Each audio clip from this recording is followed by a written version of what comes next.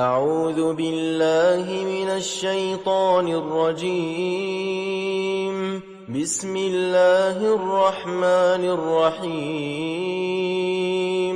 الحمد لله رب العالمين الرحمن الرحيم مالك يوم الدين إياك نعبد وإياك نستعين اهدنا الصراط المستقيم صراط الذين أنعمت عليهم غير المغضوب عليهم ولا الضالين.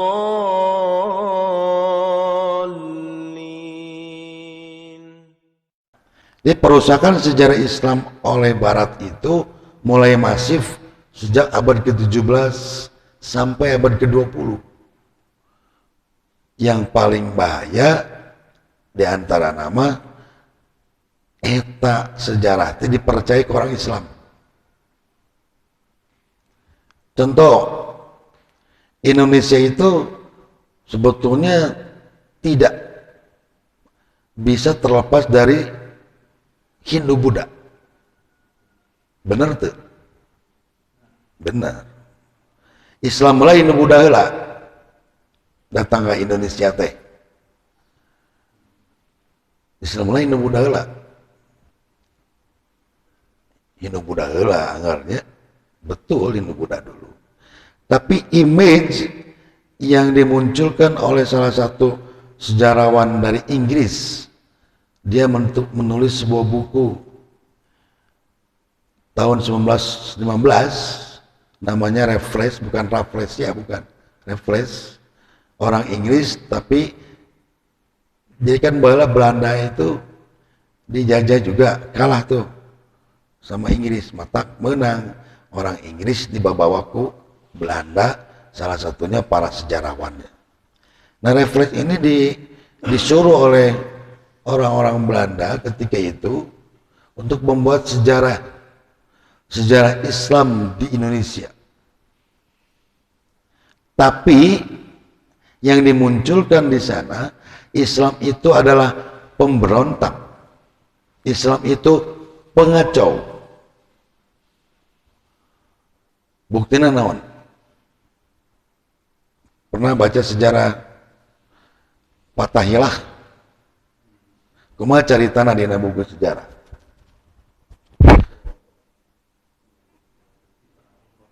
Pernah dengar persatuan kerajaan-kerajaan Jawa? Pernah dengar adanya perang antar kerajaan Islam? Padahal can pernah kejadian kerajaan Islam perang dengan kerajaan Islam tidak pernah ada.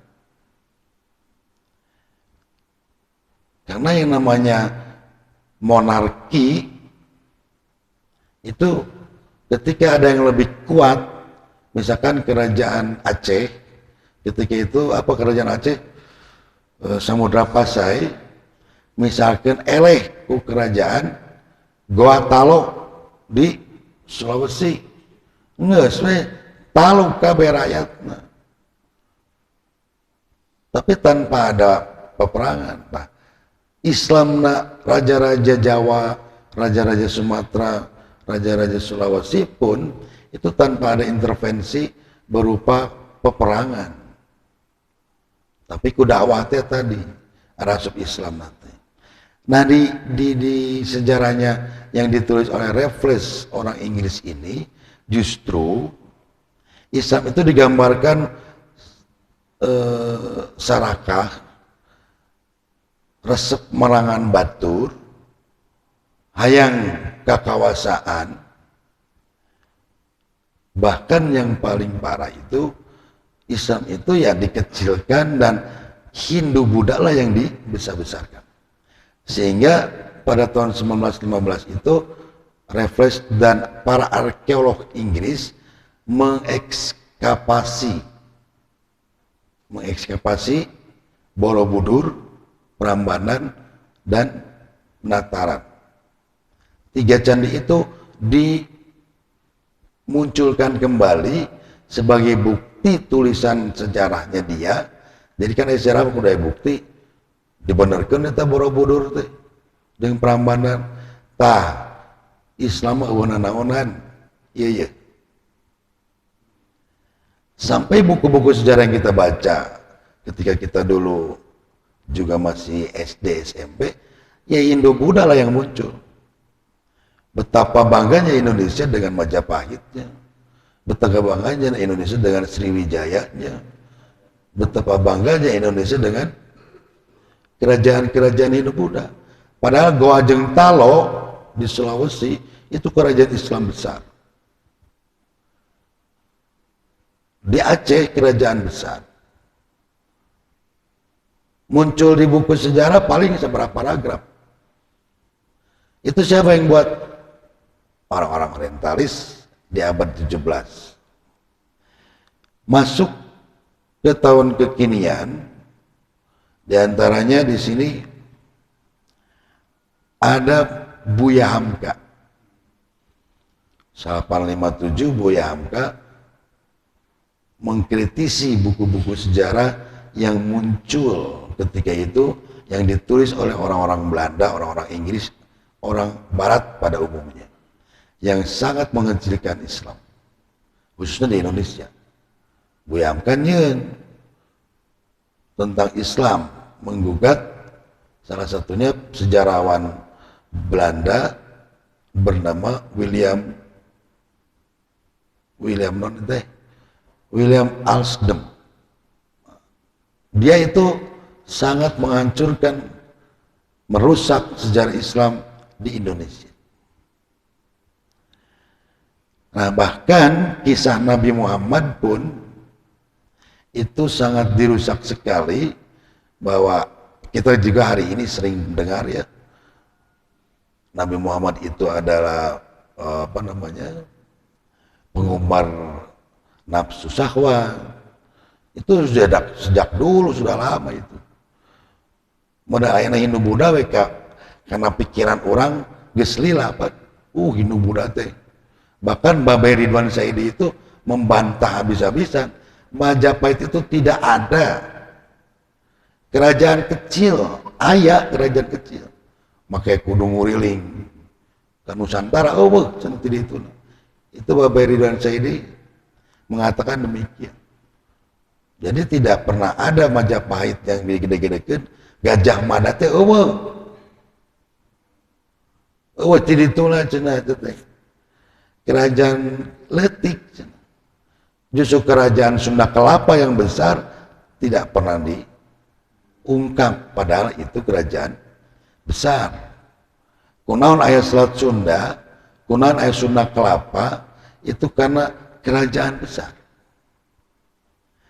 Tidak akan mungkin satu nama diabadikan menjadi satu nama jalan, nama tempat, nama apapun yang bersejarah, kalau tidak ada sejarah yang menjadikan dia muncul ke permukaan.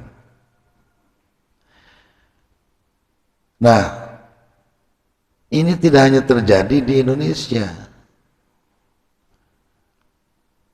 Di Eropa, di Timur Tengah, kita sering mendengar, bahkan di buku sejarah Islam yang dibaca oleh orang-orang yang dibaca oleh para siswa di Sanawiyah, di Aliyah, ada pemelintiran akhlak para sahabat. Kalau kita tahu sejarah tentang pergantiannya kepemimpinan Ali bin Abi Thalib kepada Muawiyah, itu satu kasus yang sangat besar, yang sampai hari ini kita pun percaya yang Ali jeung Muawiyah teh perang, Ali jeung Aisyah teh perang, ya, Ali teh saha? Ali bin Abi Thalib itu kan menantunya siapa? Rasulullah. Aisyah umul. Aisyah itu sah istrinya Rasul. Ali jeung Aisyah perang. ku logika, ku akal sehat, asup akal tuh. Jadi siap perang jeung saha itu teh? Anak jeung indung bener nya. Dinu carita Jawa ayahnya anak jeung indung perang.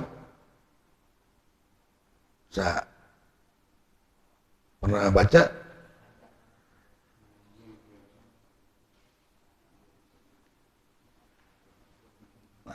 Ali dan Aisyah itu berperang, namanya perang Jamal. Kunaon dingaranan perang Jamal? Jamal teh naon hartosna? Jamal teh artinya onta, mata kayak camel. Camel teh nu bahasa Arab sarua, tinu Jamal. Jamal teh artinya onta. Nah, hambat onta aya perang onta maksudnya Aisyah radhiyallahu anha menaiki unta ketika itu. Selain perang Jamal ada perang Siffin. Perang Siffin itu perang antara Ali bin Abi Thalib dengan Muawiyah. Ali Muawiyah itu satu. Anaknya siapa? Muawiyah bin Abi Sufyan. Terus dari perang Nahrawan antara Ali dengan Khawarij. Nah, ini peristiwa ini diakhiri dengan peristiwa tahkim. Kalau Bapak sekalian sering baca atau pernah baca sejarah Islam, dina buku nu leutik barudak leutik nu ipis aya Nurul Yakin peristiwa tahkim. Ari tahkim teh naon? Cenah kan? Bener ente sejarah nulisnya ya. Itu sampai hari ini kan dipercaya begitu. Gara-gara Ali jeung Muawiyah teh perang, muncullah satu perjanjian. Ali diwakili oleh Abu Musa al-Asy'ari, naon disebut teh? Delegasinya yang ini dari Muawiyah diwakili oleh Amr bin As. Abu Musa al-Asy'ari sahabat Rasul. Amr bin As sahabat Rasul. Muawiyah juga sahabat Rasul. Ali juga sahabat Rasul. Digambarkan oleh orientalis dalam buku-buku sejarah yang hari ini kita pun percaya bahwa Abu Musa al-Asy'ari itu orangnya lemah. Muncul orang mah kiai murni, lain politikus. Ari Amr bin As orangnya licik, sebab politikus. Mata cenah dalam peristiwa tahkim teh Abu Musa ditipu oleh Amr bin As karena Abu Musa ketika itu mengatakan begini, Ali bin Abi Thalib akan menurunkan jabatannya sebagai khalifah. Itu. Nah, ketika dia Abu Musa mengatakan itu, Amr bin As langsung, dan di Damaskus Muawiyah pun akan mengukuhkan dirinya sebagai khalifah. Beres cenah jadi Abu Musa akhirnya Ali bin Abi Thalib itu jadi khalifah, Muawiyah jadi khalifah. Itu tekan licik cenah gitu teh. Hari ini kita percaya itu. Padahal kejadian perang Siffin, perang Jamal, dan perang Nahrawan dengan kejadian tahkim beda tahun. Perang Jamal tahun sabaraha? Perang Jamal teh tahun 37 Hijriah. Perang Siffin tahun 38 Hijriah. Sementara tahkim itu tahun 40 Hijriah. Dipelintir oleh orientalis seolah-olah masih dalam tahun itu juga. Maka apa yang diinginkan oleh mereka? Image Islam itu jelek. Islam itu tukang perang. Sahabat teh KBG goreng. Apalagi ketika muncul Syiah, pembantaian nama baik Abu Bakar, Umar, Utsman, itu sangat kental dalam penulisan sejarahnya. Kita kenal seorang imam tafsir namanya At-Tabari. Dalam kitab tafsir At-Tabari itu peristiwa tahkim ada dituliskan sampai 6-8 riwayat. Yang kata Imam At-Tabari sebetulnya ada juga yang aku tuliskan itu cerita-cerita Israiliyat. Ya artinya manena menang eta carita teh ti orang-orang Yahudi, orang-orang Nasrani yang kebenarannya belum tentu valid. Nah, nu dicokot ke orang orientalis yang paling lemah yaitu yang tadi. Padahal tidak pernah ada penipuan. Abu Musa al-Asy'ari bukan orang yang lemah. Amr bin As bukan seorang yang licik. Mereka berdamai. Mereka sudah sepakat bahwa tetap Ali bin Abi Thalib jadi gubernur, Muawiyah jadi khalifah di Damaskus. Walaupun Muawiyah memang tidak mau berbaiat kepada Ali. Eta nu sabener nama, nupang sohih nama. Tapi tidak pernah ada perseteruan. Di tahun 41 Hijriahnya semua damai. Eueuh perseteruan di antara sahabat-sahabat Rasul. Ketika Rasul wafat, diisukan Abu Bakar, Umar, Utsman beki jabatan. Itu cerita-cerita Israiliyat yang dijadikan bukti sejarah oleh orang-orang orientalis.